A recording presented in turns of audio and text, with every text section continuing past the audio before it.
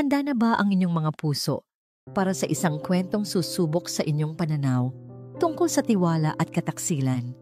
May mga pagkakataong ang pinakamatinding panganib ay nagmumula hindi sa isang estranghero, kundi sa taong pinakamalapit sa iyong puso. Sabi nila, ang katotohanan ay laging mananaig.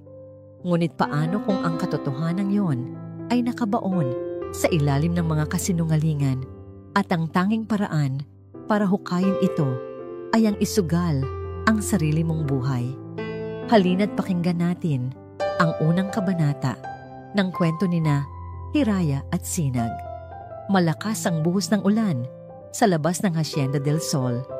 Ang bawat patak na humahampas sa malalaking salaming bintana ng mansyon ay tila maliliit na kamao. Gustong pumasok at guluhin ang katahimikan sa loob. Para kay Hiraya Dalisay, ang tunog na yon ay parang kantang pampatulog. Pagod na ang kanyang katawan mula sa maghapong trabaho. Ang tanging gusto na lang niya ay tapusin ang pagpupunas sa mahabang pasilyo at magpahinga na sa kanyang maliit na silid sa servants' quarters. Habang maingat niyang pinupunasan ang isang antigong aparador, bahagyang bumukas ang pinto ng opisina ni Doña Estrella, ang pangalawang asawa ng kanyang amo na si Don Leandro Montenegro. Mula sa siwang, narinig ni Hiraya ang malamig at kontroladong boses ng Donya sa telepono. "Gawin niyo ang napag-usapan?" sabi ni Estrella, walang bahid ng anumang emosyon. "Siguraduhin niyong malinis ang trabaho. Walang dapat itira." Napatigil sa paggalaw si Hiraya. Ang mga salitang yon, kahit pabulong ay may bigat na nagpatindig ng kanyang mga balahibo. Ano ang ibig sabihin ng walang dapat itira? Marahil ay tungkol lang iyon sa negosyo. Isa lang siyang kasambahay. Wala siyang karapatang makialam. Ipinagpatuloy niya ang pagpupunas, pilit iwinawaksi sa isip ang narinig. Ngunit ang pakiramdam ng kaba ay hindi nawala. Para itong maliit na tinik na bumaon sa kanyang dibdib. Isang malakas na kulog ang yumanig sa buong mansyon. Sinabayan ng saglit na pagpatay-sindi ng mga ilaw. Sa sandaling iyon ng kadiliman, isang tunog ang narinig ni Hiraya na hindi galing sa bagyo. Isang tunog ng nababasag na salamin mula sa bandang likuran ng mansyon. Nabitawan niya ang hawak na basahan. Nanlaki ang kanyang mga mata. Sinanay niya ang kanyang pandinig. Umaasang guni-guni lang niya iyon.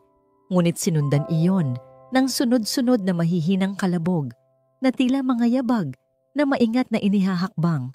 Hindi ito guni-guni. Ang puso ni Hiraya ay nagsimulang kumabog ng napakabilis. Ang utos ng kanyang isip ay tumakbo, magtago, iligtas ang sarili. Ngunit ang kanyang mga paa ay hindi gumalaw. Mula sa kanyang kinatatayuan, tanaw niya ang pasilyo na patungo sa silid ng nag-iisang anak ni Don Leandro, si Sinag.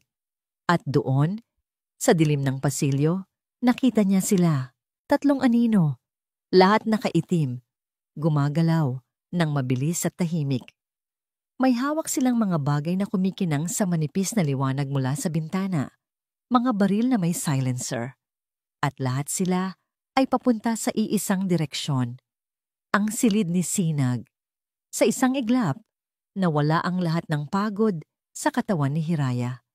Napalitan ito ng purong takot. Ngunit sa ilalim ng takot na yon, may umusbong na kakaibang tapang.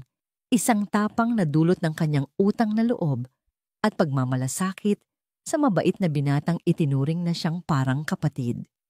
Hindi niya pwedeng hayaan ito. Sa halip na tumakbo palayo, tumakbo siya papalapit. Walang ingay. Gamit ang kaalaman niya sa bawat sulok ng mansyon, hindi niya alam kung ano ang kanyang gagawin.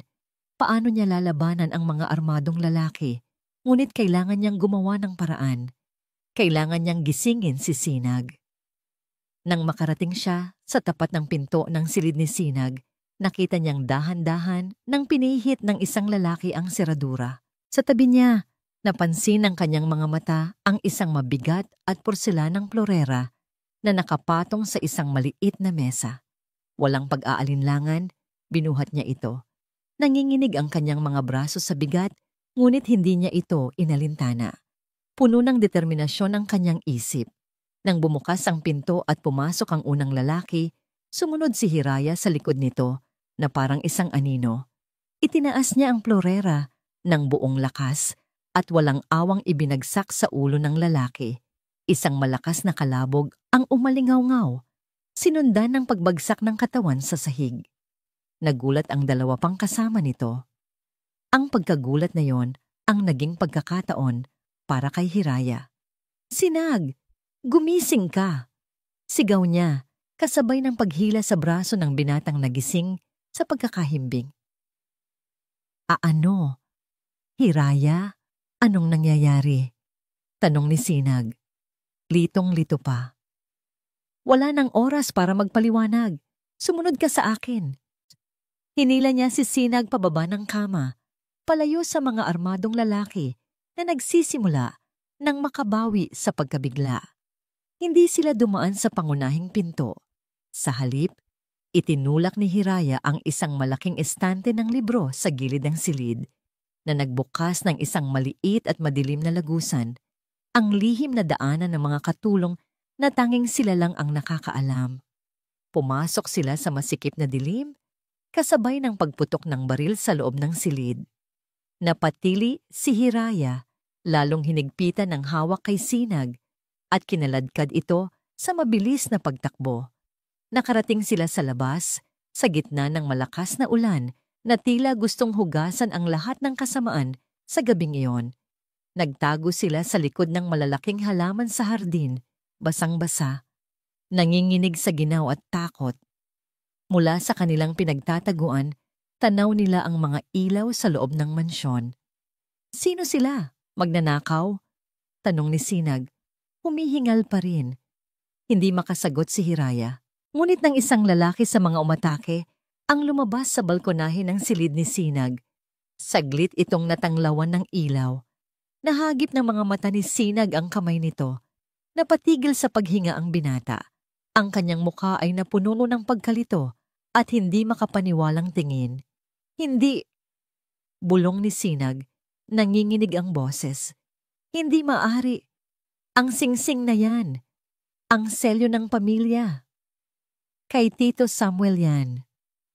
Ang isip ni Sinag Montenegro ay isang blangkong papel na binuhusan ng takot at pagkalito.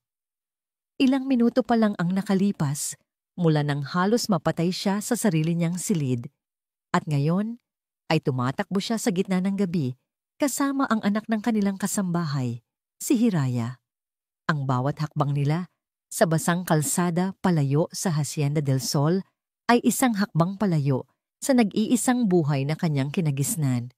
"Dito," bulong ni Hiraya, hinihila siya sa isang eskinita patungo sa isang maliit at halos walang ilaw na gusali. "Motel.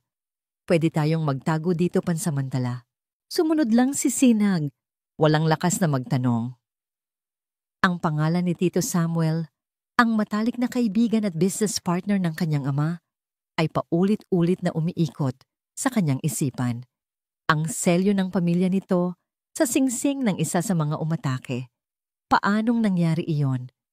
Ang silid na nakuha nila ay maliit at amoy kulob. Isang maliit na kama, isang gumigewang na mesa, at isang bumbilyang nagbibigay ng maputlang liwanag. Malayong malayo sa malambot na kama at malawak na silid na kinalakihan ni Sinag. Ngunit sa mga sandaling iyon, ang apat na sulok ng silid na iyon ang pinakaligtas na lugar sa buong mundo. Isinara ni Hiraya ang pinto at ikinandado ito. Huminga siya ng malalim at doon lang napansin ni Sinag ang panginginig ng mga balikat nito. Sa kabila ng tapang na ipinakita nito kanina, natatatakot din pala ito. "May galos ka," sabi ni Sinag. Ang boses ay bahagyang paos. Itinuro niya ang braso ni Hiraya na may mahabang gasgas na ngayon lang niya napansin. Marahil ay nakuha nito sa pagdaan nila sa masikip na lagusan. Bago pa man makasagot si Hiraya, kumuha na si Sinag ng isang maliit na tuwalya sa banyo at binasa ito. Lumapit siya rito. "Umupo ka muna." Sa unang pagkakataon, Hindi na si Hiraya ang anak ng kasambahay sa paningin ni Sinag. Sa ilalim ng maputlang ilaw, nakita niya ang isang babaeng kasing edad niya. Isang babaeng buwisit ang buhay para sa kanya. Nag-iwas ng tingin si Hiraya, tila nahihiya sa biglaang atensyon. Ayos lang ako, Sir Sinag. Gasgas lang to. Huwag mo na akong tawaging Sir. Mahinang sabi ni Sinag habang marahang idinadampi ang basang tuwalya sa braso nito. Iniligtas mo ang buhay ko, Hiraya. Sinag na lang. Naramdaman ni Sinag ang bahagyang panginginig ni Hiraya sa kanyang pagdampi. Hindi niya ito masisisi. Mula pagkabata, ang turingan nila ay malinaw. Amo at anak ng katulong. Ngunit ngayong gabi, ang lahat ng pader na yon ay gumuho. Sa ilalim ng takot at panganib, sila ay naging pantay. 2 taong tumatakas para sa kanilang buhay. Matapos linisin ang sugat, lumayo si Sinag at naupo sa gilid ng kama. Ang kanyang isip ay bumalik sa malaking palaisipan. Si Tito Samuel, hindi ko maintindihan. Bakit niya gagawin to? Siya ang pinagkakatiwalaan ni Papa. Kinuha niya ang kanyang telepono. Nanginginig ang mga daliring sinubukang tawagan ang numero ng kanyang ama. Walang signal. Sinubukan niya ulit. Ganoon pa rin. Isang pader ng katahimikan ang sumasagka sa kanya. Kailangan nating malaman kung ano ang nangyayari, sabi niya, puno ng frustrasyon. Tumingin siya sa paligid ng silid at nakita ang isang luma at maliit na telebisyon na nakapatong sa mesa. Mabilis niya itong binuksan, umaasang makakakuha ng anumang balita. At doon, sa isang iglap, ang kanilang masamang gabi ay naging isang bangungot. Isang breaking news ang bumungad sa screen. Nakasulat sa ibaba ang mga salitang gumimbal sa kanilang mundo. Tagapagmana ng Montenegro Global, dinukot ng kasambahay. At sa screen, magkatabing ipinakita ang kanilang mga litrato. Ang litrato ni Sinag ay kuha mula sa isang business magazine. Nakangiti at puno ng kumpiyansa. Ang litrato naman ni Hiraya ay malabo. Tila kuha mula sa isang security camera na nagpamukha sa kanya na isang kriminal. Hindi pa sila nakakabawi sa pagkabigla ng lumitaw sa screen ang kanyang madrasta, si Doña Estrella. Ang mukha nito ay puno ng luha, ang boses ay basag, habang kausap ang isang reporter. Hindi ko alam kung ano ang pumasok sa isip ng batang yan, sabi ni Estrella, humihikbi. Pinalaki namin siya ng maayos, itinuring na parang pamilya, pero sinamantala niya ang kabaitan ng anak ko. Si Sinag, napakabait niyang bata, madaling mauto. Siguro ay may sinabi si Hiraya para linlangin siya, para sumama sa kanya. Napahawak si Sinag sa kanyang bibig, hindi makapaniwala sa kanyang naririnig. May mga nawawalang alahas at pera sa mansyon. Patuloy ni Estrella, lalong nagiging kaawa-awa. Ang tanging hiling ko lang, ibalik niyo ng ligtas ang anak ko. Pakiusap, Hiraya, ibalik mo na si Sinag. Sa isang iglap, ang pagkalito sa puso ni Sinag ay napalitan ng nag-aalab na galit. Isang galit na hindi niya pa naramdaman sa buong buhay niya. Sinungaling! Sigaw niya, kasabay ng malakas na pagsuntok sa mesa. Nayanig ang maliit na telebisyon. Paano niya nagagawang magsinungaling ng ganyan sa buong mundo? Siya! Narinig siya ni Hiraya. Siya ang may pakana ng lahat ng ito. Napatayo si Hiraya. Ang mukha ay putlang-putla, ngunit ang kanyang mga mata ay matatag. Sinag, kumalma ka, sabi niya sa mahinahon, ngunit mariing boses. Ito ang plano nila. Mula sa simula, ito ang plano. Anong plano? Galit na tanong ni Sinag. Ang ipahamak ka? Ang palabasin na isa kang kidnapper? Oo, sagot ni Hiraya. Para kung anuman ang mangyari sa'yo, ako ang sisisihin. Para kung may alam man ako, walang sino man ang maniniwala sa akin. Isang hamak na kasambahay laban sa isang Doña Estrella Alcantara Montenegro. Sinong paniniwalaan nila? Ang mga salita ni Hiraya ay tumagos sa galit ni Sinag na parang malamig na tubig. Tama siya. Isang perpektong bitag, isang kasinungalingang napakadaling paniwalaan ng publiko. Ngayon, hindi lang sila tumatakas mula sa mga armadong lalaki. Tumatakas na rin sila mula sa batas. Wala silang mapupuntahan, wala silang matatatawagan. Ang pakiramdam ng kawalan ng magawa ay bumalot kay Sinag. Napaupo siya sa kama, napasabunot sa sariling buhok. Ngunit sa gitna ng katahimikan, nagsalita ulit si Hiraya. May naaalala ako, sabi niya. Tila nag-iisip ng malalim. Minsan, naikwento ng tatay ko. May isang tao na lubos na pinagkakatiwalaan si Don Leandro. Higit pa sa kapatid ang turing niya dito. Napatingin si Sinag sa kanya. Isang maliit na sinag ng pag-asa ang sumilay. Si Kabayani Salcedo, pagpapatuloy ni Hiraya, ang pinuno ng kanyang mga bodyguard. Pero 1 taon na ang nakalipas, bigla na lang siyang tinanggal sa serbisyo. Walang nakakaalam kung bakit. Ang sabi ng tatay ko, kung may isang taong hindi tatalikod kay Don Leandro kahit anong mangyari, si Kabayani yun. Ang biyahe sa bus patungong Batangas, ang pinakamahabang ilang oras sa buhay ni Hiraya. Nakaupo siya sa tabi ng bintana, pinapanood ang mga gusali ng syudad na unti-unting napapalitan ng lunti ang mga bukirin, ngunit ang isip niya ay wala roon. Nasa lalaking natutulog sa tabi niya, si Sinag. Bahagyang nakasandal ang ulo nito sa salamin ng bintana. Sa kanyang pagkakatulog, nawala ang bakas ng isang mayamang tagapagmana.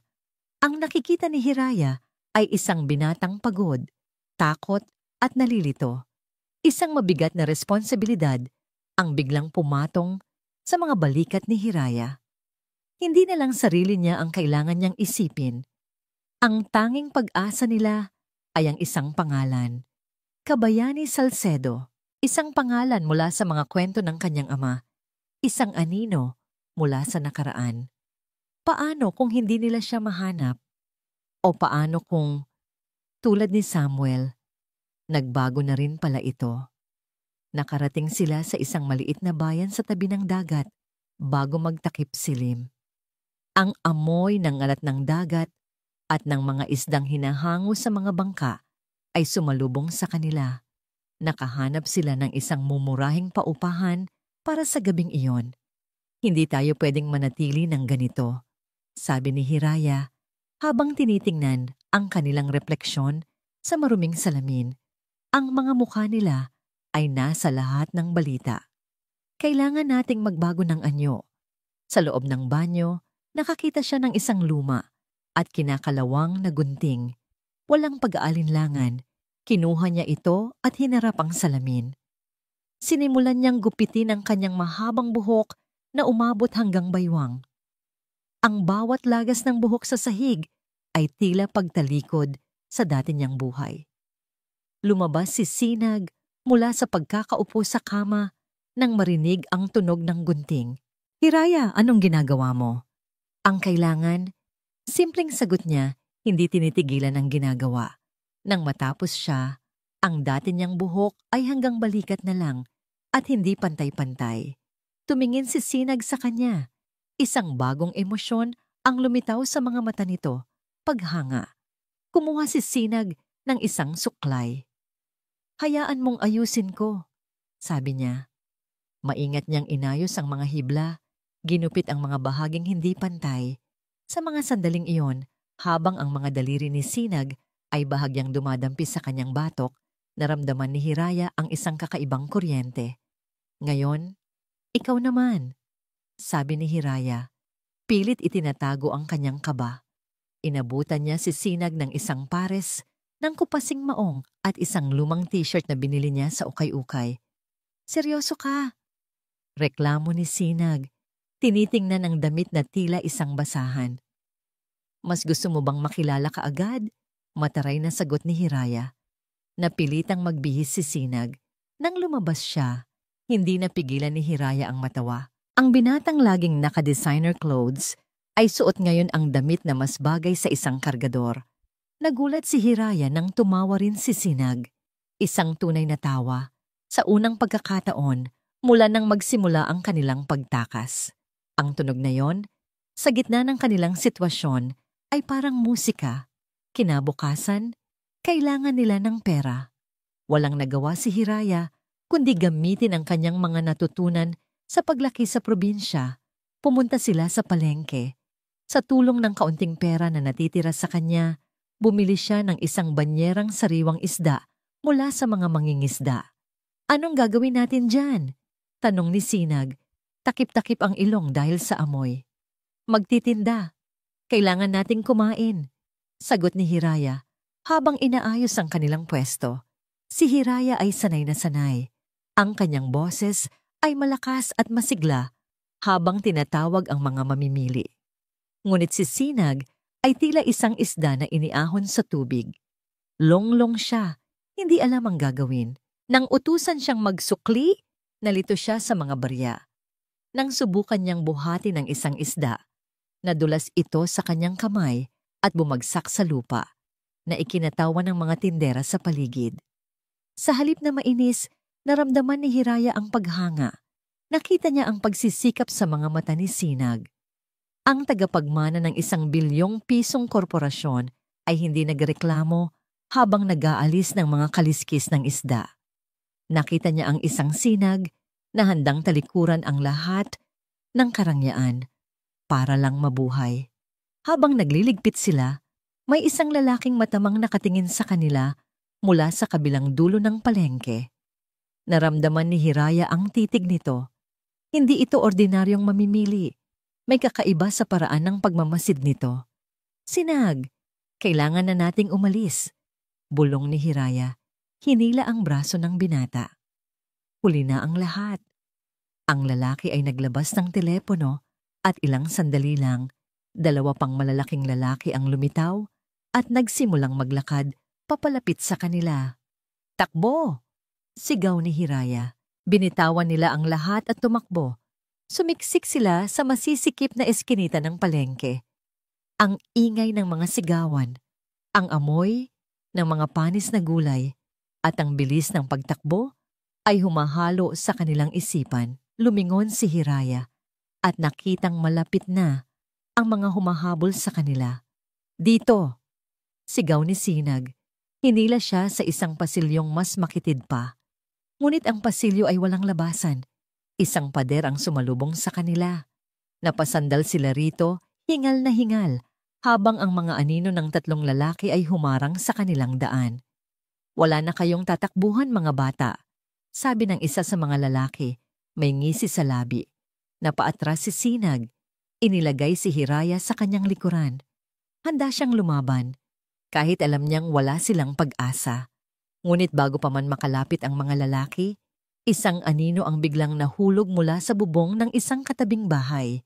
Isang malaking katawan ang lumapag sa pagitan nila at ng mga humahabol. Ang lalaki ay matangkad at matipuno, may balbas at mga matang puno ng karanasan. Sa isang iglap, sumugod siya. Ang kanyang mga kilos ay mabilis at tiyak.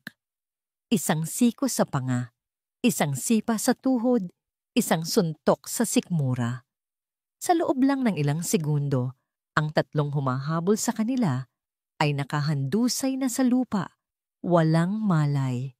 Humarap ang lalaki sa kanila. Ang kanyang mukha ay seryoso, walang emosyon.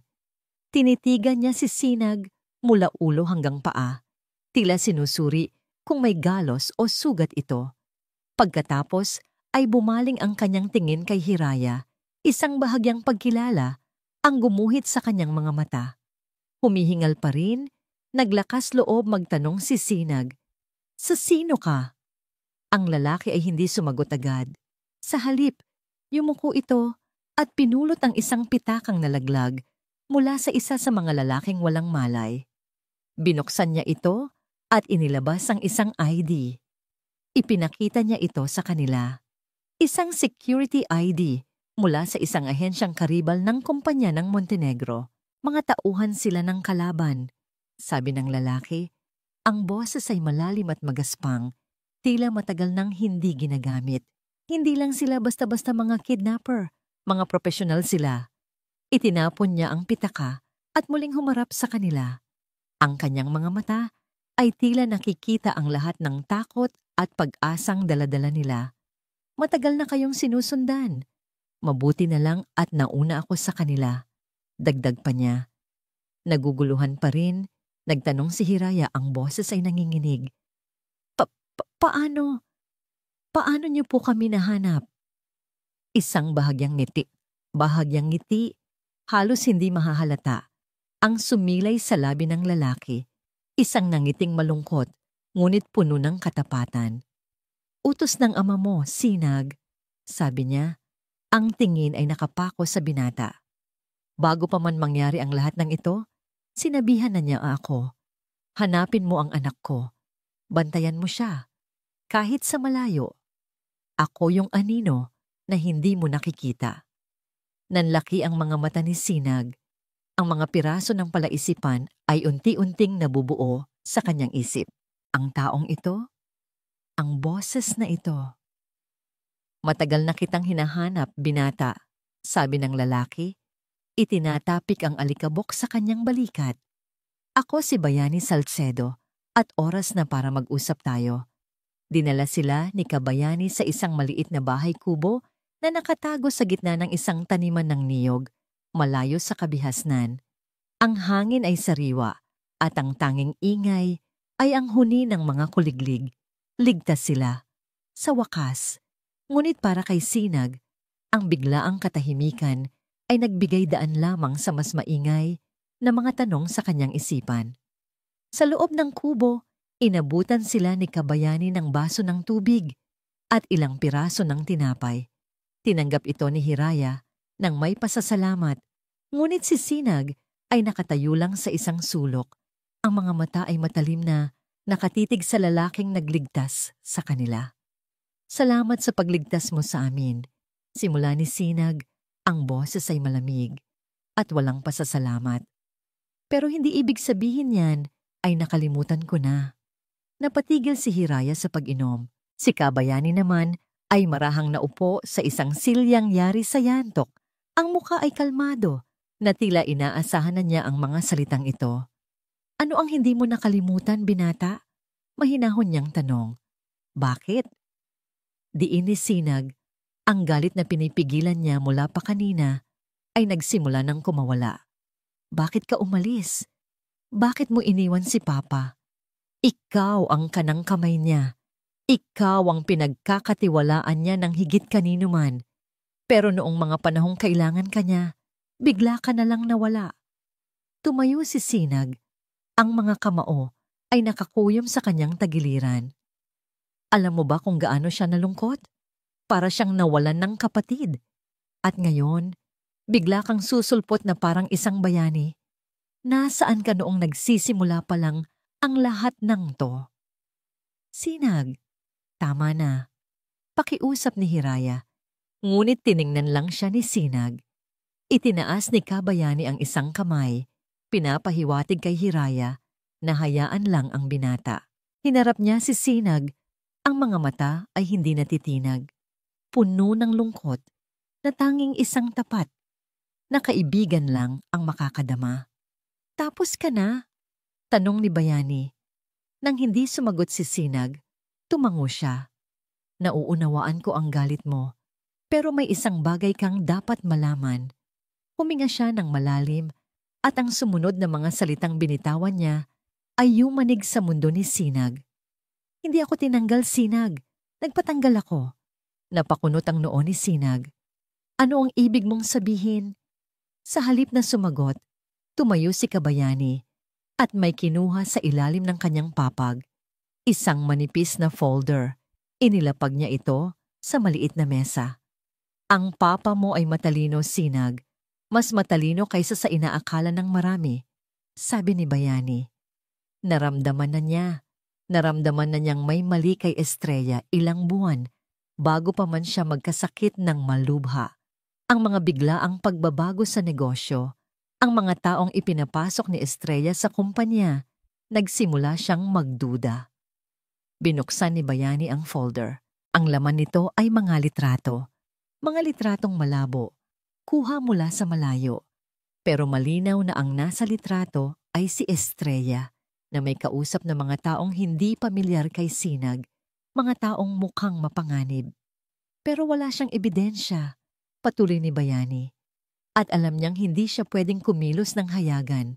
Ang kalaban ay natutulog sa tabi niya, kaya gumawa kami ng plano. Plano? Bulong ni Sinag. Ang galit niya ay unti-unting napapalitan ng pagkabigla. Ang pagpapatalsik sa akin ay isang palabas. Isang masakit na palabas para paniwalain si Estrella na nawalan na ng pinakamalaking kakampi ang asawa niya.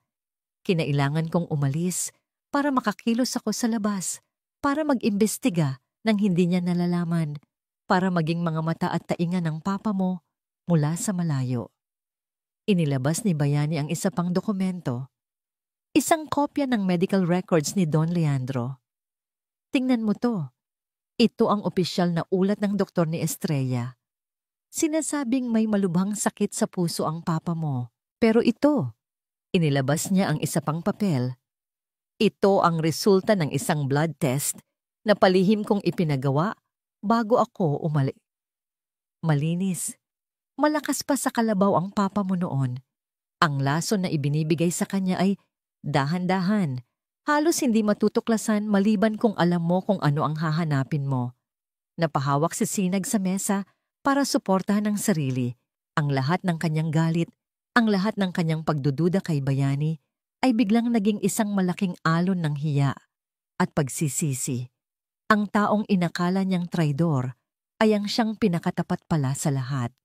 At ang kanyang ama, ang lalaking inakala niyang naging biktima lang, ay lumalaban na pala sa sarili nitong paraan. Isang malaking ginhawa ang bumalot sa puso ni Sinag, kasabay ng panibagong pag-asa. Hindi sila nag-iisa. Kung ganon, alam na ni Papa?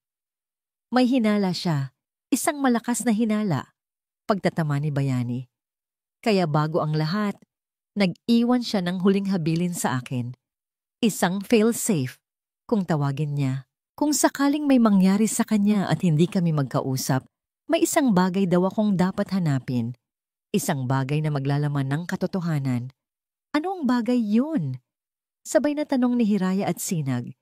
Tumingin si Kabayani sa kanila. Ang kanyang mukha ay naging mas seryoso. Isang bagay na napakahalaga sa kanya. Isang bagay na sumisimbolo sa kanyang katapatan sa bayan bago pa man siya naging negosyante. Ang kanyang lumang medalya mula sa serbisyo militar. Ang medalya niya, pag-alala ni Sinag, palagi niya iyong itinatago sa personal niyang vault sa mansyon. Umiling si Kabayani. Inilipat niya iyon.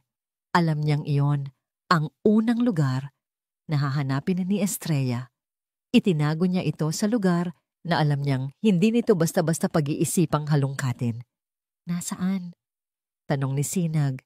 Ang kanyang boses ay puno na ng determinasyon. Nasaan ang medalya, Kabayani?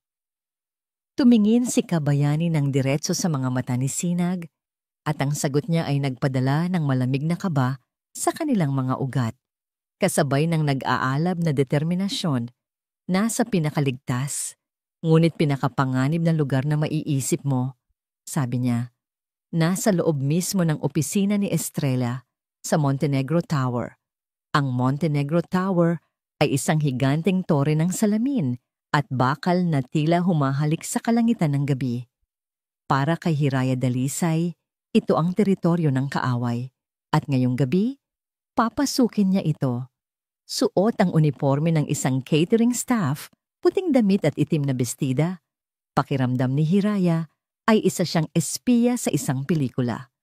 Ngunit ang kabog sa kanyang dibdib ay hindi peke. Ang bawat pagtibok nito ay isang paalala na ang misyon nila ay hindi isang laro. Okay, makinig kayo, sabi ni Kabayani sa maliit na earpiece na nakasuksok sa kanilang mga tainga. Nasa loob sila ng isang service van ilang kanto mula sa gusali. Ang gala ay nasa grand ballroom sa 10th floor. Doon kayo unang papasok. Hiraya, alam mo na ang gagawin mo. Tumango si Hiraya kahit hindi siya nakikita ni Bayani. Opo, Gagamitin ko ang service elevator na itinuro sa akin ni nanay. Iyon ang ginagamit para sa mga VIP deliveries. Mas kaunti ang bantay doon. Ang kanyang kaalaman sa mga pasikot-sikot ng mansyon at gusali na dati isa lang trivia mula sa mga kwento ng kanyang ina ay ang kanilang pinakamalaking alas ngayon. Tumingin sa kanya si Sinag. Ang mga mata ay puno ng pag-aalala at paghanga. Mag-iingat ka. Kayo rin, sagot ni Hiraya. Tayo. Bit-bit ang tig-isang tray ng mga baso ng champagne. Sumabay sila sa daloy ng ibang mga staff. Ang lobby ng Montenegro Tower ay nakakasilaw. Ang sahig ay gawa sa kumikinang na marmol. At ang chandelier sa gitna ay kasing laki ng isang kotse. Napapaligiran sila ng mga pinakamayayaman at pinakamakapangyarihang tao sa Pilipinas. Lahat ay nakangiti at nag-uusap na tila walang anumang problema sa mundo. Ang paplastik ng mga ngiti nila, bulong ni Sinag sa earpiece. Focus, Sinag, mariing sagot ni Bayani mula sa kabilang linya. Huwag kayong gagawa ng kahit anong makakatawag ng pansin. Madali itong sabihin. Pakiramdam ni Hiraya ay lahat ng mata ay nasa kanila. Bawat gwardiya na kanilang madaanan ay tila sinusuri sila mula ulo hanggang paa. Habang naglalakad sila sa gilid ng ballroom, isang security guard ang biglang humarang sa kanila. "Excuse me, saan kayo pupunta?" Tanong ng gwardiya. Ang mga mata ay mapanuri. Puno na sa loob. Naramdaman ni Hiraya na nanlamig ang kanyang mga kamay. Ito na ba yon? Huli na ba sila? Ngunit bago pa siya makasagot, naramdaman niya ang kamay ni Sinag sa kanyang baywang. Maraan ngunit mariin siyang inilapit nito sa kanya. "Pasensya na, sir," sabi ni Sinag sa gwardiya. Ang boses ay malambing at bahagyang nakainom. "Nagpapahangin lang kami saglit ng nobya ko. Ang init kasi sa loob." Pagkatapos ay bumaling si Sinag kay Hiraya at bumulong, sapat lang para marinig ng gwardiya. "Huwag ka nang magselos, mahal. Trabaho lang yung pagngiti ko sa kanya." Ang hininga ni Sinag ay mainit sa kanyang tainga. Ang pagdampi ng kamay nito sa kanyang likod ay nagpadala ng kuryente sa buong katawan niya. Sa isang iglap, nakalimutan niyang isa lang itong palabas. Nakita niya ang pagkalito sa mukha ng gwardiya. Tiningnan sila nito mula ulo hanggang paa at nang makita ang pagiging natural ng kanilang kilos, bahagya itong tumango at umalis. Nakahinga ng maluwag si Hiraya. Nang bumitaw si Sinag, naramdaman niya ang panghihinayang. "Galing umarte bulong niya sa earpiece. "Nag-aral ako ng theater nung high school." Pabulong na sagot ni Sinag. May halong pagmamayabang. "Tahimik na kayong dalawa." Saway ni Kabayani. Nasa 35th floor ang opisina ni Estrella. "Hiraya, ikaw ang mauuna sa service elevator. Sinag, sumunod ka pagkalipas ng 2 minuto." "Huwag kayong magsasabay." Sinunod ni Hiraya ang utos. Tahimik niyang tinahak ang daan patungo sa service area.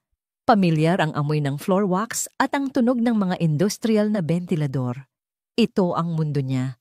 Mundo na malayo sa kinang ng ballroom. Nang makarating siya sa 35th floor, ang buong palapag ay tahimik at madilim, maliban sa mga security light. Ang opisina ni Estrella ay nasa dulo ng pasilyo. Isang malaking pinto na gawa sa mahogany. "Nandito na ako," bulong niya sa earpiece.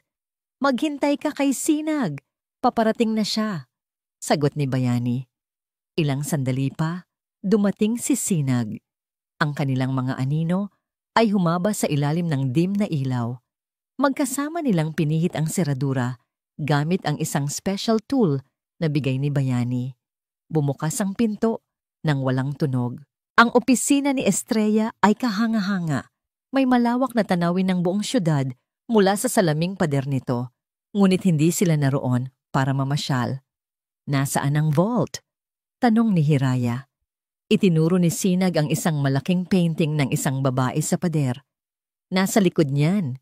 Maingat nilang inalis ang painting at bumungad sa kanila ang isang metal na pinto ng vault na may digital keypad at fingerprint scanner. "Fingerprint scanner," sabi ni Hiraya. Ang boses ay puno ng pag-aalala. Paano natin bubuksan yan? Ngumiti si Sinag. Hindi na kailangan. Alam ni Papa na hindi ako marunong sa mga teknolohiyang ganito. May override code siya. At ang password? Isang bagay na palagi niyang nakakalimutan, pero palaging naaalala ni Estrella para sa kanya. Lumapit si Sinag sa keypad. Tumingin muna siya kay Hiraya. Humihingi ng lakas ng loob. Tumango si Hiraya sa kanya. Pinindot ni Sinag ang mga numero 08125, August 15, ang wedding anniversary ng kanyang mga magulang, ang kanyang tunay na ina. Isang petsang pilit iwinawak si ni Estrella, ngunit ginamit ni Don Leandro bilang susi. Isang mahinang tunog ang narinig nila at bumukas ang pinto ng vault. Sa loob, sa gitna ng mga dokumento at ilang piraso ng alahas, nakapatong ang isang maliit at lumang kahon. Binuksan ito ni Sinag. Naroon ang medalya, kumikinang sa dilim. Ang sagot sa lahat ng kanilang mga tanong, ang kanilang huling pag-asa. Kinuha ni Sinag ang medalya. Nakuha na natin, sabi niya. Ang boses ay puno ng tagumpay. Nakahinga ng maluwag si Hiraya, ngunit ang ginhawa ay hindi nagtagal. Nang ihahakbang na nila ang kanilang mga paa, palabas ng opisina, isang malakas na click ang kanilang narinig. Biglang bumukas ang mga ilaw sa buong opisina at nasilaw sila sa liwanag. At kasabay ng pagbukas ng pinto, isang boses ang kanilang narinig. Isang boses na malamig, kalmado, at puno ng nakakakilabot na tagumpay. Sabi ko na nga ba't darating kayo? Nakatayo sa may pintuan si Estrella Alcantara. Suot ang isang eleganteng itim na gown. Sa kanyang likuran ay 2 malalaking bodyguard. At sa kanyang mga labi, isang nangiting kasing talim ng isang patalim. Nakatayo si Sinag na tila isang estatwang binuhusan ng nagyayelong tubig. Ang liwanag mula sa mga biglang bumukas na ilaw ay masakit sa mata, ngunit mas masakit ang nangiti sa mga labi ni Estrella. Isang nangiting hindi niya pa nakikita kailanman. Isang nangiti ng isang mangangasong matagal nang naghintay para mahulog sa kanyang bitag ang kanyang biktima. Sorpresa! Sabi ni Estrella. Ang boses ay parang seda na may tinatagong lason. Pumasok siya sa loob ng opisina. Kasunod ang kanyang 2 bodyguard na parang mga pader na gawa sa bato. Inaasahan ko na ang pagdating ninyo. Bagamat aaminin ko, mas mabilis kayo kaysa sa inaasahan ko. Ang isip ni Sinag ay nagpupumilit na intindihin ang nangyayari. Paano sila nalaman? Hindi lang kami basta nahuli, Sinag. Bulong ni Kabayani sa earpiece. Ang boses ay puno ng pagkadismaya. Bitag to. Pumasok tayo sa isang bitag. Ano ang kailangan mo, Estrella? Buong tapang na tanong ni Sinag. Itinago si Hiraya sa kanyang likuran. Ang medalyang hawak niya ay biglang naging napakabigat sa kanyang palad. Tumawa si Estrella, isang tawang walang kagalakan. Ang kailangan ko? Matagal ko nang kinukuha ang kailangan ko, Sinag. Piraso bawat piraso. Ang kayamanan, ang kapangyarihan, at ngayon, ang huling piraso ng dignidad ng pamilya ninyo. Lumapit siya sa kanyang mesa at umupo roon, tila isang reyna sa kanyang trono. Akala mo ba simple lang ito? Pera? Hindi, Sinag. Ito ay personal. Tumingin siya ng diretso sa mga mata ni Sinag at sa unang pagkakataon, nakita ni Sinag ang isang apoy na matagal nang nagliliyab sa ilalim ng malamig nitong anyo. Isang apoy ng galit. Kilala mo ba ang pangalang Alcantara? Tanong ni Estrella. Umiling si Sinag. Siyempre hindi. Mapait na sabi ni Estrella. Bakit mo naman malalaman? Isa lang naman yon sa mga pamilyang winasak ng magaling mong ama para itayo ang kanyang imperyo. Ang tatay ko, si Don Julio Alcantara, partner niya noon. Pero nilinlang siya ni Leandro. Inagaw ang lahat sa amin. Lahat. Ang bawat salita ay parang suntok sa sikmura ni Sinag. Nawala ang aming kumpanya, ang aming bahay, ang aming pangalan, at ang tatay ko. Hindi niya kinaya ang kahihiyan, Nagpakamatay siya, Sinag, at iniwan kami sa wala. Patuloy ni Estrella, ang boses ay nagsimulang manginig sa pinipigilang emosyon. Kaya pinalitan ko ang pangalan ko. Nagsumikap ako. Ginawa ko ang lahat para makalapit sa pamilya ninyo. At nang mamatay ang nanay mo, nakita ko ang aking pagkakataon. Isinumpa ko sa puntod ng aking ama. Sisirain ko ang mga Montenegro mula sa loob. Gumuho ang mundo ni Sinag. Ang babaeng tinawag niyang Tita Estrella, ang babaeng nag-alaga sa kanya pagkamatay ng kanyang ina, ay isang ahas na matagal nang naghihintay ng tamang oras para manuklaw. Ang kanyang ama, na sa paningin niya ay isang biktima, ay may bahid din pala ng kasalanan sa nakaraan. Kaya ngayon, sabi ni Estrella, itinuro ang medalyang hawak ni Sinag. Salamat sa pagkuha niyan para sa akin at salamat sa pagbibigay sa akin ng pinakamagandang ebidensya. Itinuro niya ang isang maliit at halos hindi mapansing security camera sa sulok ng kisame. Isang video ng nag-iisang tagapagmana ng Montenegro Global na pilit pinapasok ang opisina ng kanyang madrasta. Isang video ng anak ng kasambahay na kasabwat niya sa pagnanakaw. Perpekto, hindi ba?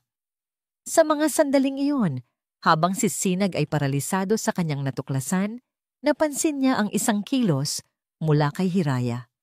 Hindi ito nakatingin kay Estrella. Ang mga mata nito ay abalang naglilibot sa silid, sa pinto, sa mga bodyguard at sa isang maliit na pulang kahon sa pader.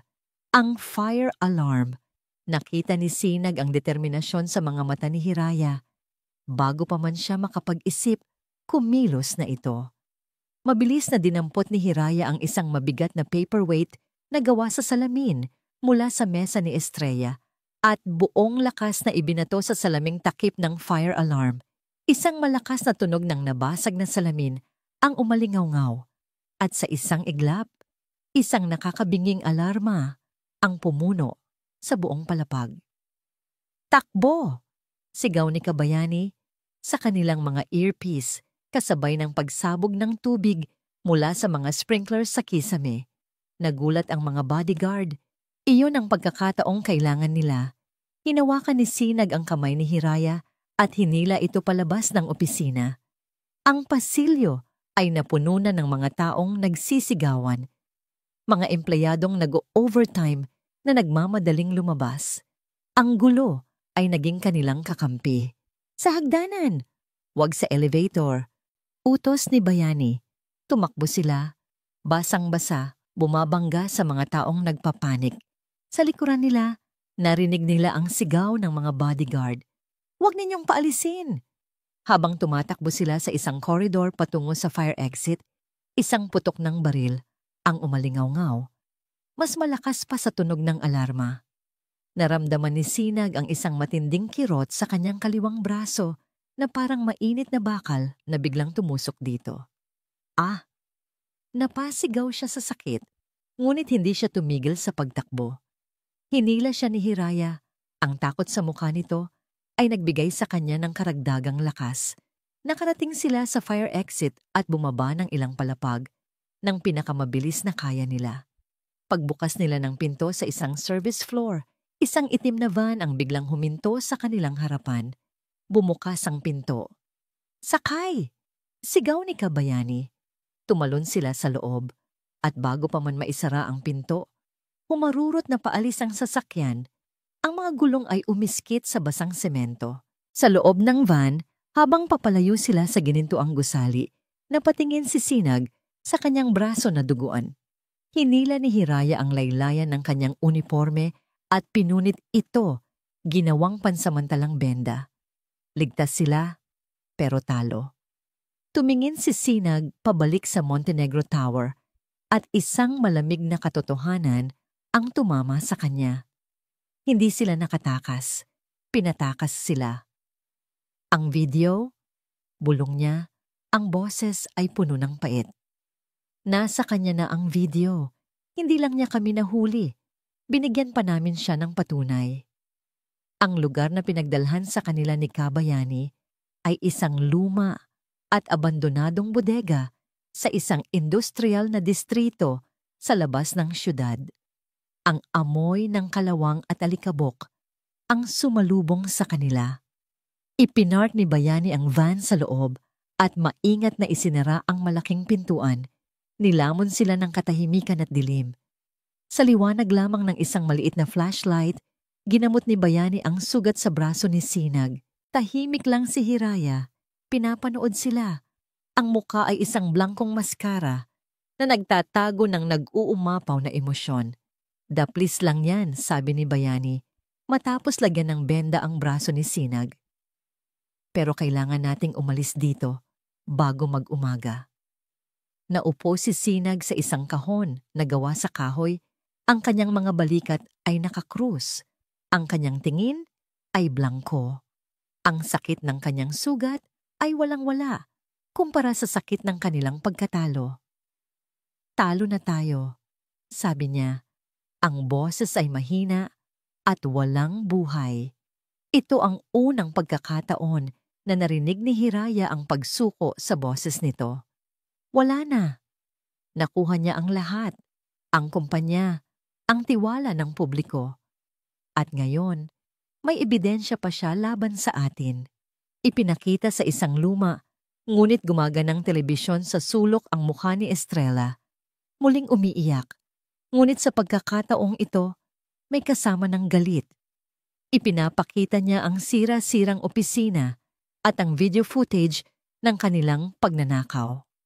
Ang kwento ay mas kapani-paniwala na ngayon. Ang simpatiya ng publiko ay ganap ng nasa kanya. Kasalanan ko to, sabi ni Sinag, napasabunot sa sariling buhok.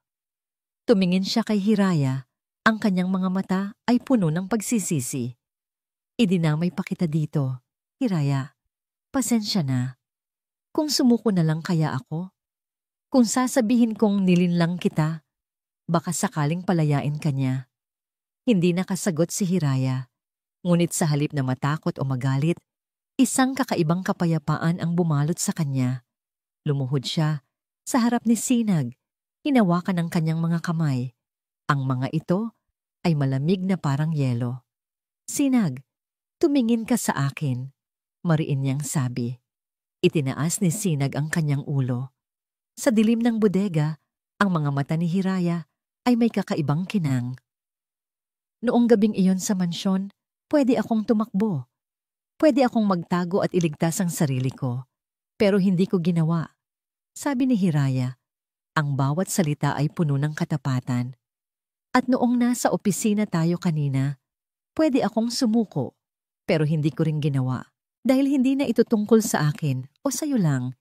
Ito ay tungkol sa tama. Tungkol sa tatay mo. Tungkol sa lahat ng taong umaasa sa kanya. Hinigpitan niya ang hawak sa mga kamay ni Sinag. Hindi pa tayo talo. Hindi habang buhay pa tayo. Hindi habang hawak natin ito. Inilabas niya mula sa kanyang bulsa ang medalyang muntik nang maiwan ni Sinag sa van sa gitna ng gulo. Ipinatong niya ito sa nanginginig na palad ng binata. Ang bigat ng malamig na metal ay tila nagbigay ng kaunting lakas kay Sinag. Tinitigan niya ito.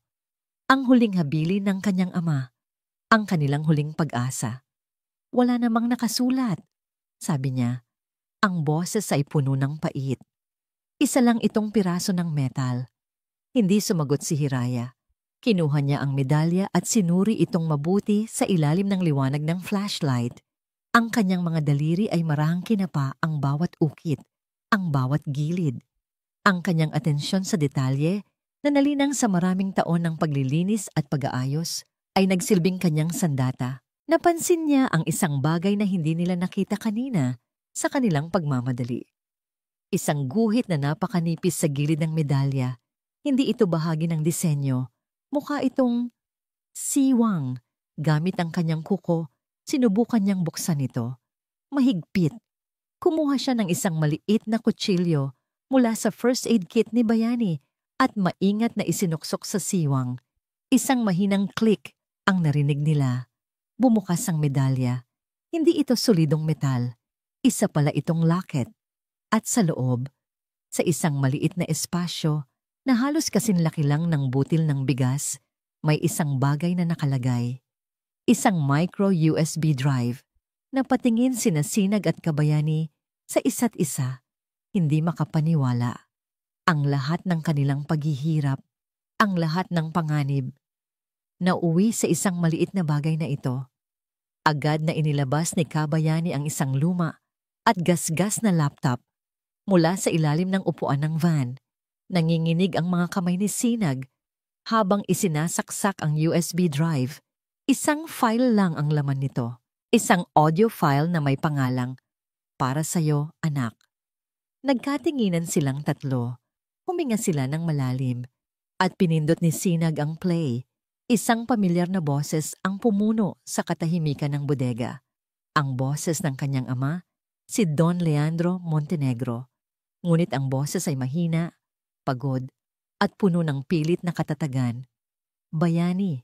Simula ng boses sa recording, ang tunog ay bahagyang magaspang na tila na i-record sa isang nakatagong aparato.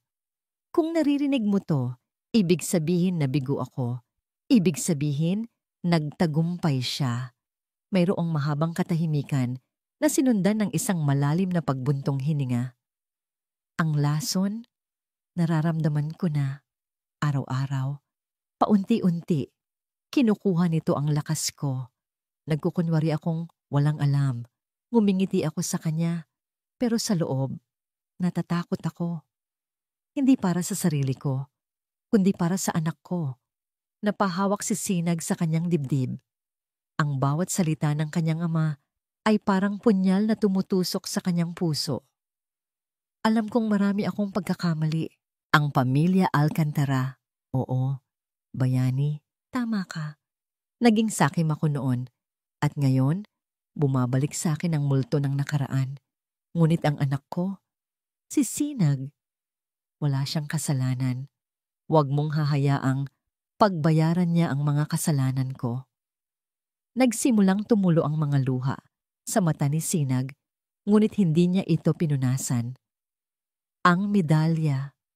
Ito ang katibayan ng aking katapatan noon. At ngayon, ito na rin ang magiging katibayan ng katotohanan. Bayani kaibigan, iligtas mo ang anak ko. Huwag kang magtiwala kay Estrella. Siya ang ahas sa loob ng aking pamamahay. Ang boses ni Don Leandro ay biglang naputol.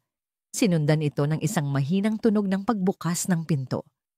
Leandro, mahal, sinong kausap mo? Boses ni Estrella ang narinig nila. Malambing at puno ng pag-aalala. Wala, mahal. Kinakausap ko lang ang sarili ko, sagot ni Don Leandro. Pilit pinapasigla ang boses. Ang huling narinig nila sa recording ay ang tunog ng pag-inom ng tubig na sinundan ng mahinang pag-ubo. Pagkatapos, katahimikan. Tapos na ang recording. Walang nagsalita sa loob ng bodega.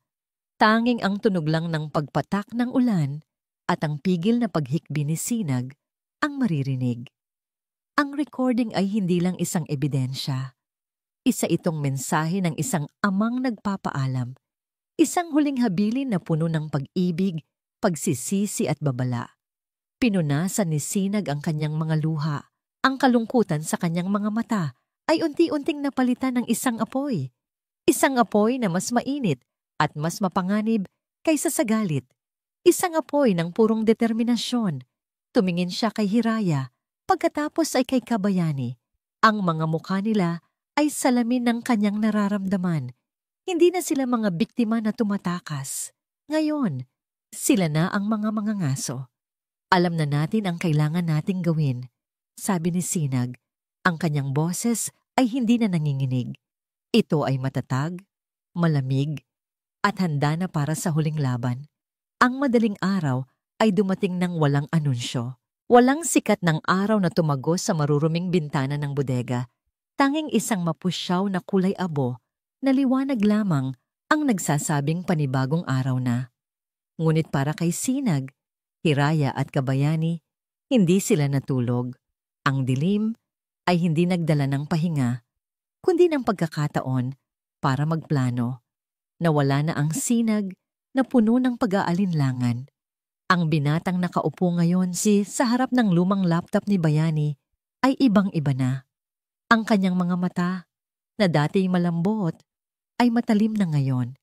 Ang kanyang kilos, na dati alanganin, ay tiyak at puno ng awtoridad. Ang recording ng kanyang ama ay hindi lang nagbigay sa kanya ng ebidensya. Binigyan siya nito ng layunin. Hindi tayo pwedeng magtago na lang, sabi ni Sinag.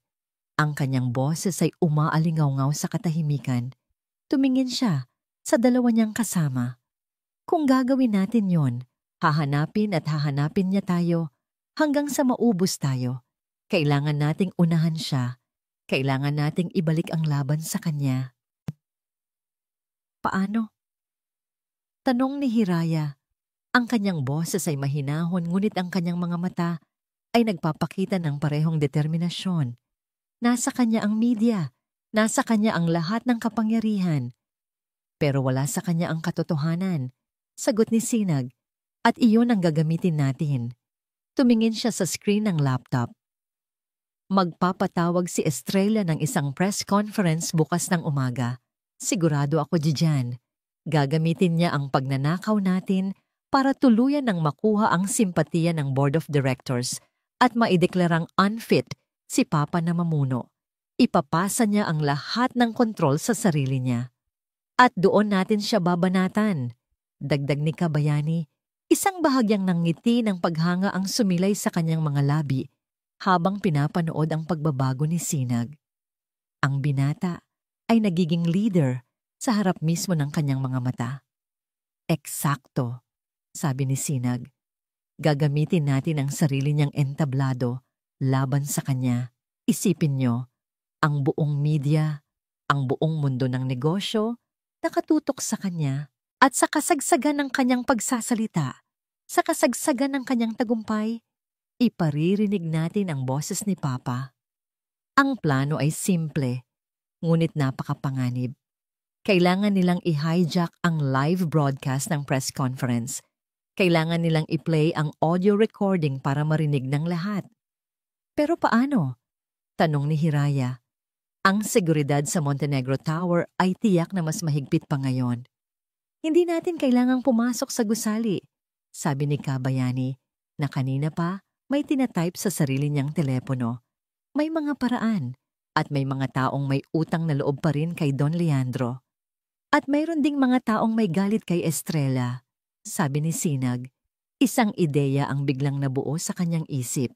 Tumingin siya kay Bayani. Kabayani, naaalala mo ba si Anton de Mesa? Yung investigative journalist na pilit sinira ni Estrella ang career dahil sa isang expose na isinulat niya tungkol sa mga Alcantara? Tumango si Bayani. Oo, nagtatrabaho na lang siya ngayon sa isang maliit na online blog. Pinatahimik siya ni Estrella. Siya na, sabi ni Sinag. Ang kanyang mga mata ay nag-aalab. Siya ang kailangan natin. Isang taong hindi matatakot ilabas ang katotohanan dahil wala nang pwedeng mawala sa kanya. Hanapin mo siya, Kabayani. Sabihin mong may kwento ako para sa kanya. Isang kwentong magbabalik sa kanya sa laro. Habang si Kabayani ay abala sa pagkontak sa kanyang mga koneksyon, naiwan si Sinag at Hiraya. Ang katahimikan sa pagitan nila ay hindi na kagaya ng dati. Wala na ang pagiging alanganin. Napalitan ito ng isang malalim na pag-unawa, isang koneksyon na nabuo sa gitna ng panganib. Salamat, Hiraya, bulong ni Sinag, hindi tumitingin sa kanya. Para saan? Sa lahat, sabi niya. Sa wakas ay humarap dito. Sa hindi pagsuko sa akin lalo na nung ako na mismo ang susuko na. Lumapit si Hiraya. Hindi lang ikaw ang lumalaban dito, Sinag. Magkasama tayo dito. Mayroong isang sandali kung saan tila huminto ang oras. Ang kanilang mga mata ay nagtagpo at sa tingin na yon, maraming salita ang sinabi ng hindi binibigkas. Ngunit bago pa man may mangyari, bumalik si Kabayani. Nakausap ko na siya. Sabi ni Bayani, ang boses ay seryoso. Gusto niyang makipagkita, pero kailangan nating mag-ingat. Puno ang syudad ng mga mata ni Estrella. Ang plano ay nabuo na. Magkikita sila ni Anton de Mesa sa isang abandonadong simbahan sa loob ng 1 oras. Ibibigay nila sa kanya ang kopya ng audio file at ang lahat ng impormasyong nakalap ni Bayani. Si Anton, gamit ang kanyang mga kakayahan sa hacking at mga koneksyon sa media, ang bahala sa pagsasahimpapawid nito. Iisa lang ang pagkakataon nila. Walang puwang para sa pagkakamali. Bago sila umalis, inilagay ni Sinag ang kanyang kamay sa ibabaw ng mesa. Tumingin siya kay Hiraya, pagkatapos ay kay Bayani.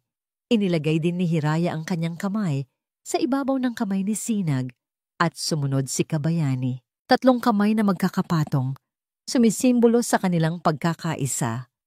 Para kay Papa, sabi ni Sinag. Para sa katotohanan, sabi ni Hiraya. Para sa hustisya, pagtatapos ni Kabayani, tumingin siya sa 2 bata sa kanyang harapan. Ang isa ay ang tagapagmanang natutong lumaban. Ang isa ay ang anak ng kasambahay na nagturo sa kanya kung paano. Handa na ba kayong isugal ang lahat? Tanong ni Kabayani. Ang kanyang boses ay isang huling pagsubok sa kanilang tapang. Sabay silang tumango. Ang kanilang mga mukha ay matatag. Ang takot ay nandoon pa rin. Ngunit natabunan na ito ng isang bagay na mas malakas pa, ang pag-asa. Ang press conference hall sa Montenegro Tower ay puno hanggang sa huling sulok. Ang mga ilaw ng kamera ay nakakasilaw at ang hangin ay mabigat sa pag-aabang. Sa entablado, sa likod ng isang podium na may logo ng Montenegro Global, nakaupo si Estrella Alcantara. Siya ang larawan ng isang nagluluksa, ngunit matatag na biyuda. Ang kanyang itim na bestida ay elegante. Ang kanyang mga mata ay bahagyang namumugto. At ang kanyang boses, nang magsimula siyang magsalita, ay puno ng kontroladong kalungkutan. Nanonood si Hiraya mula sa screen ng isang lumang tablet sa loob ng van na nakaparada sa isang ligtas na lugar ilang kilometro ang layo. Katabi niya si Sinag. Ang mukha nito ay hindi mabasa. Tila isang batong kalmado sa gitna ng isang paparating na bagyo. Si Kabayani ay nasa manibela. Ang kanyang mga mata ay palipat-lipat sa daan at sa screen. Sa gitna ng trahedyang ito, simula ni Estrella, ang boses niya ay ipinapalabas sa lahat ng malalaking news network sa bansa. Ang aking pinakamalaking alalahanin ay ang kapakanan ng aking asawa at ang katatagan ng kumpanyang ito na kanyang itinatag. Nagpatuloy siya sa pagsasalaysay ng kanyang bersyon ng mga pangyayari, isang perpektong pinagtagpi-tagping kwento ng kasinungalingan. Inilarawan niya si Hiraya bilang isang mapanlinlang na dalaga at si Sinag bilang isang rebeldeng anak na naligaw ng landas. Ang bawat salita niya ay dinisenyo para makuha ang awa at simpatiya. Napakagaling niyang artista, mahinang sabi ni Hiraya nang gigigil. Maghintay ka lang, sagot ni Sinag. Ang kanyang mga mata ay hindi umaalis sa screen. Lahat ng palabas ay may katapusan. Sa kabilang linya ng kanilang secured na tawag, narinig nila ang boses ni Anton de Mesa, ang mamamahayag. Malapit na. Handa na ako. Sa hudyat mo, Sinag. Bumalik ang atensyon nila sa screen. Si Estrella ay nasa huling bahagi na ng kanyang talumpati. Dahil sa mga pangyayaring ito at sa kasalukuyang kalagayan ng aking asawa, sabi ni Estrella, may dramang huminga ng malalim. Sa basbas ng board, pansamantala kong hahawakan ang pamumuno ng Montenegro Global Holdings. Ito na ang sandali. Ngayon na, Anton, mariing utos ni Sinag to ensure a smooth transition and... Ang boses ni Estrella ay biglang naputol. Ang kanyang mukha sa lahat ng malalaking screen sa likod ng entablado ay biglang nag-static. Nagkaroon ng bulungan at pagkalito sa mga manonood. Pagkatapos, ang static ay nawala. Napalitan ito ng isang imahe, isang live feed mula sa webcam ng laptop ni Anton. Nakaupo sa harap nito sina Sinag at Hiraya. Ang kanilang mga mukha ay hindi na mukha ng mga takas. Ang mga ito ay mukha ng katotohanan. Magandang umaga po sa inyong lahat. Simula ni Sinag, ang kanyang boses ay kalmado, ngunit malakas, umaalingaw-ngaw sa buong press conference hall. Ako po si Sinag Montenegro, at ito po si Hiraya Dalisay. Hindi kami mga kriminal. Ang reaksyon sa hall ay biglaan. Ang mga kamera ay mabilis na lumipat mula sa gulat na mukha ni Estrella patungo sa mga screen. Ang mga reporter ay nagsigawan. "Security! Patayin niyo yan!" Sigaw ni Estrella. Ang kanyang maskara ng kalungkutan ay biglang nabakbak. Lumabas ang tunay niyang kulay, puro gulat at galit. Ngunit huli na ang lahat. "Bago niyo po kami husgahan," patuloy ni Sinag, "pakinggan niyo muna ang isang boses na matagal nang pinatahimik, ang boses ng aking ama." At sa isang iglap, ang audio recording ay nagsimulang tumugtog. Ang mahina at pagod na boses ni Don Leandro Montenegro ay pumuno sa bawat sulok ng silid, sa bawat telebisyon at radyo sa buong bansa. Kung naririnig mo to, ibig sabihin na bigo ako. Ang buong hall ay natahimik. Ang tanging maririnig ay ang boses mula sa nakaraan na isinasalaysay ang katotohanan, ang lason, ang pagdududa, ang babala laban kay Estrella. Habang tumutugtog ang recording, ipinokus ng live feed ang kamera sa mukha ni Hiraya. Kitang-kita niya ang pagbabago sa mukha ni Estrella sa screen. Ang pagkagulat ay napalitan ng pagpanik, pagkatapos ay ng purong takot. Sinubukan nitong umalis sa entablado, ngunit ang mga reporter na naamoy na ang pinakamalaking iskandalo ng taon ay humarang sa kanyang daan. Nang matapos ang recording, muling nagsalita si Sinag. "Ang babaeng yan," sabi niya, habang ang live feed ay nag-zoom in sa desperadong mukha ni Estrella. "Ay tinangka pong patayin ang aking ama, at tinangka rin po niya akong ipapatay. Si Hiraya Dalisay ang nagligtas sa akin. Siya po ang tunay na biktima dito." Ang mga flash ng kamera ay walang tigil. Ang mga tanong ay parang mga bala na sunod-sunod. Ang gulo ay naging isang malaking alon na handang lunurin si Estrella. At sa kasagsagan ng kaguluhan, bumukas ang mga pinto sa likuran ng hall. Pumasok ang isang grupo ng mga pulis. Pinamumunuan ng isang seryosong opisyal. Sa likod nila, nakatayo si Kabayani.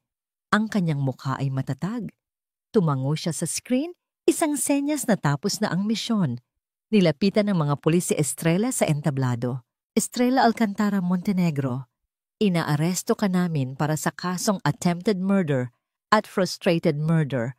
Sabi ng opisyal, ang kanyang boses ay malakas at malinaw para marinig ng lahat. Napaluhod si Estrella, ang kanyang elegante at pinagplanuhang mundo ay gumuho sa isang iglap. Wala nang luha, tanging ang blangkong itsura ng isang taong natalo. Sa loob ng van, pinatay na ni Anton ang broadcast. Napanood ni na Hiraya at Sinag ang pag-escort ng mga pulis kay Estrella palabas ng gusali. Tapos na. Nanalo sila. Sa wakas, bumagsak ang tensyon. Napahilig si Hiraya sa upuan, humihinga ng malalim na tila ngayon lang ulit siya nakahinga. Napatingin siya kay Sinag na nakatingin din sa kanya. Walang salitang namutawi. Ngunit sa gitna ng naghahalong emosyon, ginhawa, pagod at tagumpay, unti-unting hinawakan ni Sinag ang kamay ni Hiraya. Mahigpit, mainit. "Tapos na ang lahat," bulong ni Sinag. Ang kanyang boses ay puno ng emosyong hindi pa naririnig ni Hiraya dati. "Umuwi na tayo." Lumipas ang ilang buwan. Ang ingay ng iskandalo ay unti-unting humupa. Napalitan ng mga usapin tungkol sa pagbabago at pagbangon. Si Estrella Alcantara at ang lahat ng kanyang mga kasabwat, kasama na si Samuel, na nagpatunay sa lahat para sa mas magaan na sentensya, ay nahaharap na sa kanilang mga kaso. Ang hustisya, bagamat mabagal, ay gumugulong na. Sa isang pribadong silid sa pinakamagaling na ospital sa bansa, idinilat ni Don Leandro Montenegro ang kanyang mga mata. Ang unang mukha na kanyang nakita ay ang kanyang anak, si Sinag, na matamang nagbabantay sa kanya.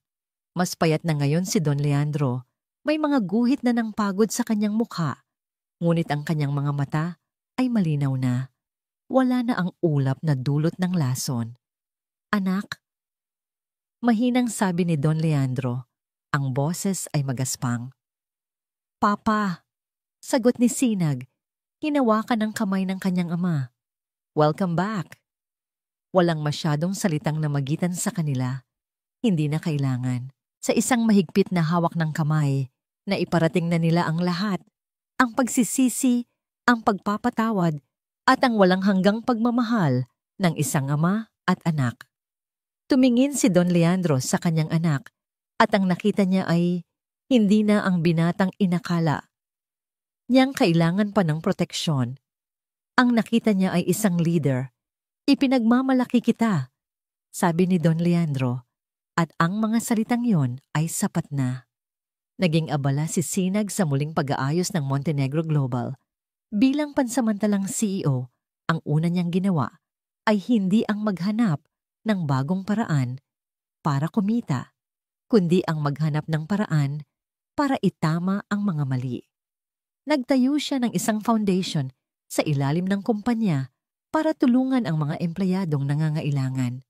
Isang foundation na ipinangalan niya sa ina ni Hiraya bilang pagkilala sa serbisyo at katapatan nito sa kanilang pamilya. Si Hiraya naman ay piniling bumalik sa isang simpleng buhay. Matapos ang lahat ng gulo, ang tanging hinangad niya ay kapayapaan. Bumalik siya sa Batangas, sa maliit na bahay kung saan sila minsang nagtago ni Sinag. Tinulungan niya ang mga mangingisda sa kanilang kooperatiba, gamit ang kanyang talino sa pag-oorganisa at pag-aasikaso. Ang kanyang mga pangarap ay hindi na tungkol sa pag-ahon sa kahirapan, kundi tungkol sa pagtulong sa mga taong tulad niya. Isang hapon, habang naglalakad si Hiraya sa dalampasigan at pinapanood ang paglubog ng araw, isang pamilyar na anino ang tumabi sa kanya. Hindi na siya nagulat. Tila inaasahan na niya ito. Nakatayo roon si Sinag. Wala siyang dalang mamahaling kotse, walang mga bodyguard na nakasunod. Suot lang niya ay isang simpleng polo shirt at pantalon. Ang buhok ay ginugulo ng hangin mula sa dagat. Maganda ang paglubog ng araw dito, sabi ni Sinag. Sinisira ang katahimikan. Oo, sagot ni Hiraya. Hindi inaalis ang tingin sa kahel na kalangitan. Payapa. Hiraya, sabi ni Sinag, at sa pagkakataong ito, humarap siya. Tumingin siya ng diretso sa mga mata ni Hiraya at ang lahat ng awtoridad ng isang CEO ay nawala. Ang kaharap niya ngayon ay hindi ang tagapagligtas niya, hindi ang anak ng kanilang kasambahay, kundi ang babaeng bumago sa kanyang buhay. Sinubukan kong bumalik sa dati kong buhay. Pag-amin niya, ang mga party, ang mga business meeting, ang karangyaan. Pero, iba na, may kulang. O baka dapat kong sabihin, meron akong hinahanap-hanap. Lumapit siya ng isang hakbang. Sa gitna ng pinakamadilim na sandali ng buhay ko, ikaw ang naging liwanag ko. Ikaw ang nagturo sa akin kung paano lumaban, kung ano ang ibig sabihin ng katapangan. At napagtanto ko, ayokong harapin ang anumang liwanag sa hinaharap kung hindi kita kasama. Hinawakan niya ang mga kamay ni Hiraya. Ang mga kamay na ito na dati naglilinis ng kanilang mansyon ay ang parehong mga kamay na humawak sa kanya sa gitna ng takot. Hindi ko maipapangako sa iyo ang isang buhay walang mama mo. Idemesipo mo na walang problema. Sabi ni Sinag, ang boses ay puno ng sinseridad. Pero maipapangako ko sa iyo ang isang buhay kung saan haharapin natin ang anumang problema ng magkasama. Maipapangako ko sa iyo ang lahat ng pagmamahal at paggalang na kaya kong ibigay. Naluha si Hiraya, ngunit ang mga luhang ito ay hindi na dahil sa takot o lungkot. Ito ay mga luha ng kaligayahan. Hiraya Dalisay, papayag ka bang isulat natin ang susunod na kabanata ng ating buhay nang magkasama? Hindi niya kailangang sumagot. Ang ngiti sa kanyang mga labi ay sapat na. Sa ilalim ng papalubog na araw, sa harap ng payapang dagat, dahan-dahang inilapit ni Sinag ang kanyang mukha at binigyan si Hiraya ng isang halik. Isang halik na hindi nagmamadali, hindi puno ng pagnanasa, kundi puno ng pangako, pag-asa, at isang pag-ibig na sinubok ng apoy at pinatatag ng panahon. Ang dilim ay natapos na, at para sa kanila, ang liwanag ay nagsisimula pa lamang. At diyan po nagtatapos ang kwento ni Hiraya at Sinag, isang kwentong nagpapatunay na ang tunay na lakas ay hindi nasusukat sa yaman o kapangyarihan, kundi sa tibay ng puso at sa tapang na manindigan para sa katotohanan. Ang pinakamahalagang aral ng kwento ay ito: kahit gaano pa kadilim ang mga pagsubok sa buhay, ang pag-ibig at katapangan ay nagsisilbing liwanag na kayang tumagos sa anumang uri ng kasamaan, at ang katotohanan, gaano man katagal itago, ay palaging hahanap ng paraan upang manalo sa huli. Maraming salamat po sa inyong pagsama sa amin sa paglalakbay na ito. Sana po ay nasiyahan at may napulot kayong aral sa aming kwento. Ano po ang masasabi ninyo sa kwento ni Hiraya at Sinag? At anong uri ng kwento ang gusto ninyong mapakinggan sa susunod? I-comment nyo lang po sa ibaba. Hindi dito nagtatapos ang ating paglalakbay. Marami pa pong kwentong kasing ganda at manpuno ng aral dito sa aming channel. Kung nagustuhan nyo ang kwentong ito, i-like, i-share sa pamilya at mga kaibigan, at mag-subscribe na rin para lagi kayong updated sa mga susunod pa naming kwento.